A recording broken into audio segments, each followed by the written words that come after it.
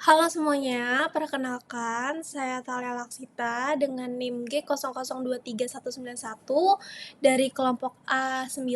Jadi di sini saya akan menjelaskan mengenai inhal 2.1 saya mengenai pelvis. Jadi, yang pertama itu ada pemeriksaan yang dilakukan untuk menentukan melahirkan secara pervaginal atau sesar. Jadi, untuk pemeriksaan yang dilakukan itu ada 3. Yang pertama itu ada pemeriksaan fisik diagnostik, lalu ada pemeriksaan penunjang seperti ronsen, CT scan, dan juga USG. Lalu yang ketiga itu ada pemeriksaan panggul luar dan dalam. Lalu selanjutnya ada pelvimetrik. Jadi ini pengukuran di pelvic. Jadi ada PAP yang normal itu atau PAP yang memadai atau memungkinkan untuk melahirkan secara pervaginal itu adalah konjugata veranya sekitar 9,5 sampai 11 cm dan konjugata diagonalisnya sekitar 11,5 sampai 13 cm. Nah, jadi cara untuk VT ini adalah dengan memasukkan kedua jari ke dalam vagina sampai mentok ke tepi bawahnya, sampai kena ke promontoriumnya. Terus habis itu ditarik secara gentle, lalu diukur menggunakan penggaris sisi yang tadi sudah masuk ke dalam si vaginanya. Lalu setelah diukur, hasil pengukurannya itu didapatkan konjugata diagonalis. Setelah itu untuk mencari konjugata veranya tinggal dikurang sama 1,5 aja.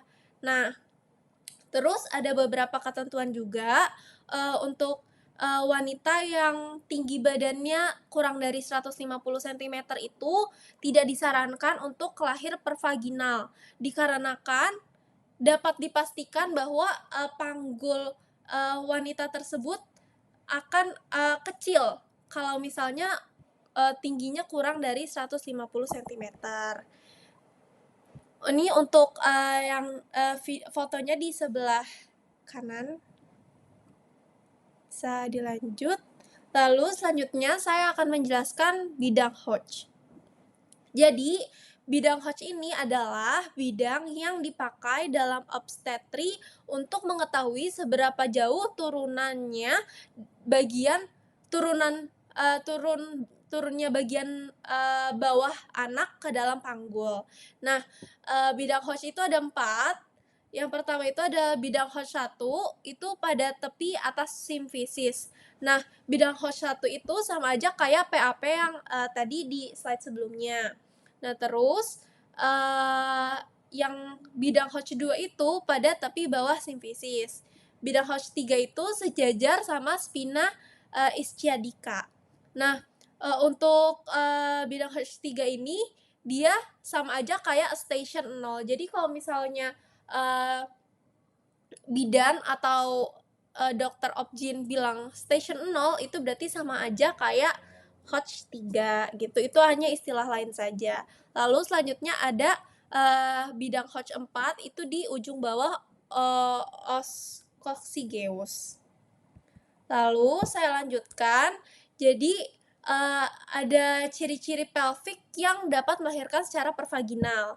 Jadi untuk tipenya itu yang ideal untuk lahir pervaginal itu yang ginekoid. Ginekoid itu adalah tipe kenapa ginekoid itu ideal? Karena ginekoid ini memiliki pelvis yang bentuknya bundar dengan diameter antero-posterior yang cukup besar. Nah, terus ada beberapa faktor lain juga yang merupakan ciri bisa melahirkan pervaginal. Yang kedua itu ada rongga panggulnya luas. Yang ketiga itu ada sifisis pubisnya elastis. Dan yang terakhir adalah riwayat persalinan pervaginal.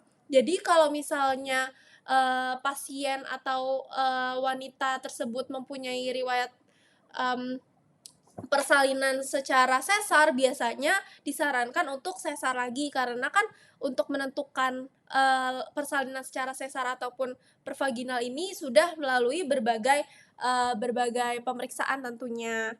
Nah, kalau misalnya, eee, wanita tersebut mempunyai riwayat persalinan secara pervaginal, untuk pemeriksaan lebih lanjut tetap dilakukan, tetapi, kemungkinan besar bisa dilakukan secara, persalinan pervaginal lagi.